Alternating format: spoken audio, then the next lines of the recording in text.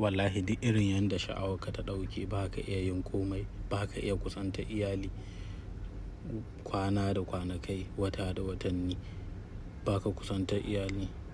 Wallahi tallahi kana cutar da iyalinka sati 2 sati 3 kuma wallahi irin haka ne yake sa iyali mata su dinga bin wasu mazajen.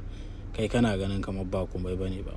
Wani ma yana waje zai ga wasu matar ta wuce ya dinga jin yana sha'awarta, sai ya zo gida ya kasa yin komai, yayi ya kasa yin komai, ko kuma yana wanka ban ɗaki yana jin ƙaiƙayi ga jikin shi, ko yana fitar da farin ruwa a gaban shi, ko kuma matsanancin sanyin ko ya sa mai ƙuraje ga jiki, ko sanyin jiki, ko ciwon kai, ko ciwon mara ga mata, ko amosanin ido, ko ƙaiƙayin kunne, ko ƙaiƙayin mace.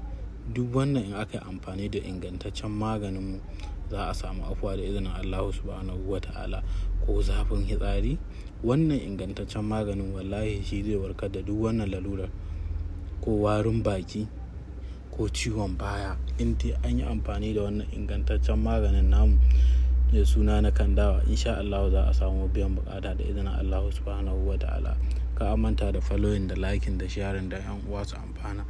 Duk wanda ya sai yana da wannan matsala ya ɗauki number mu a profile mu magana, insha Allah za mu ba shi ingantaccen maganin mu ya amfani da shi.